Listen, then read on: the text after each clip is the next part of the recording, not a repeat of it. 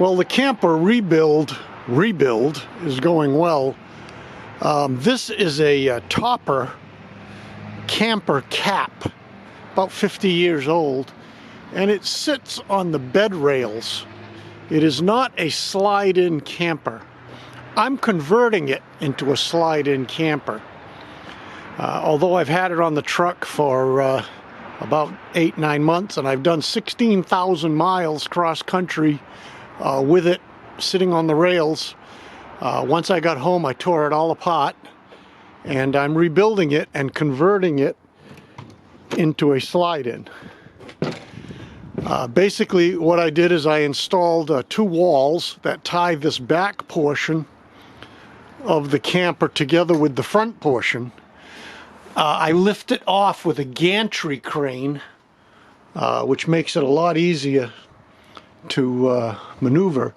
So as you can see here, this is the tub, I guess you could say, but instead of running this wall all the way to the wheel wells like most slide-in campers are, I moved it about 1 foot out.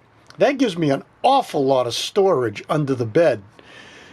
The bed is simply a fold-down affair, and it's a I guess you'd call it a twin-size bed. It's very comfortable, and I'm 6'1", got plenty of room. I made the aisle when the bed's down very narrow. I mean, I'm not dancing in here. I'm not doing calisthenics. I'm making breakfast and I'm sleeping. 90% of the time I'm outside of the camper other than at night. So anyways, this just folds up like that. I've got hydraulic or pneumatic devices to install that'll hold that up. The entire solar system is all in. 3 Victron controllers for 3 different series of solar panels on the roof. I've got 700 watts of solar and 300 amp hours of battery and 1500 watt inverter.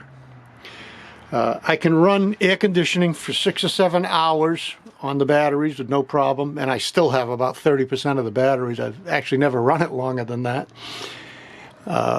That works out really, really well. I also have a 40 amp DC to DC charger, which takes voltage from the truck when I'm running it and charges the batteries extremely fast. So far, running TVs and stereos and charging things and running the toaster and the coffee maker and the air conditioner, everything, I've never ever seen the batteries below 30%. So yesterday I finally really cleaned up the plumbing. I had a real hodgepodge of plumbing on this whole thing, and using PEX, I hate doing plumbing, but using PEX, even I can do a pretty nice job of running the lines and whatnot. One change I'm going to make here on the counter is over here in the corner, right here is where the refrigerator goes. I use a dorm apartment size refrigerator run off the inverter. Works absolutely fantastic. And you're looking at about $150 for the refrigerator. If I'm on the road and it fails, I just go into Lowe's or Home Depot, buy another one. Bing, bang, boom. But anyways, the sink was right here under this paper towel holder, and it was really not in the right place. I'm moving the sink way down here this time. It'll be right at the end of the counter, and that will leave me about 4 feet of counter space, which will be really nice. The water tank is installed, 30 gallons. I cut this little window out so that I can actually see the level of the water.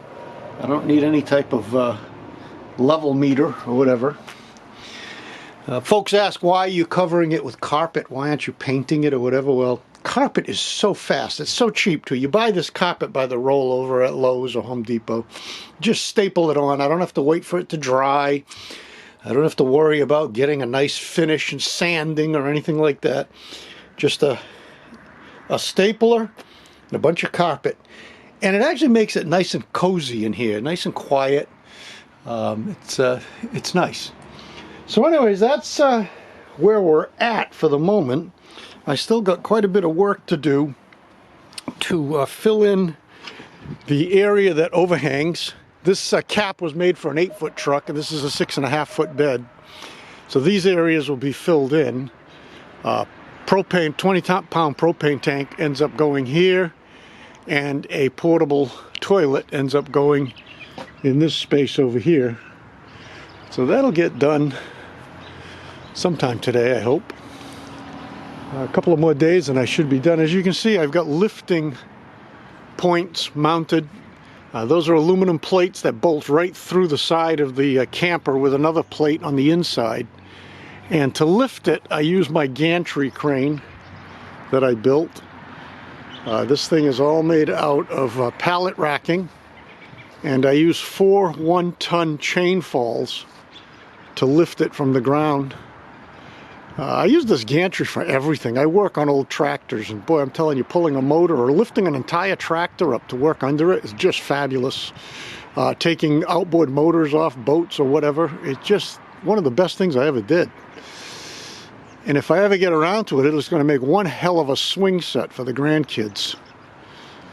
Anyways, that's where we stand on the my camper, which I've called Rocinante, after John Steinbeck's fantastic 1960s book, Travels with Charlie. If you haven't read that book and you like exploring the country, you really got to read it. Even by today's standards, it's a good book, and it makes sense. One last thing, just while we're outside here. This box here is an outdoor shower. It's a gas-fired propane water heater. Works absolutely fantastic, and I got one of those little pop-up tents that I just put outside. Got a couple of gas cans here for, I do carry a 2,000 watt Honda generator in case I ever need it, and that's gasoline for the generator or for the truck. The truck is a gas truck. This here is a storage container, an underbody aluminum storage box that I modified, and it protects the back of the air conditioner while on the road. I shoot cowboy action, and cowboy action requires you to have like a cart, so you can go from one stage to the next with all your gear, and those wheels are for that cart. I cut vents in the side, and that's worked out unbelievably well. Just one of the best things I've ever done in a bunch of these builds that I've done. So I'll keep you up to date. Subscribe and like this video, and that way there you'll get notifications as I move forward on this whole project. Thanks for watching.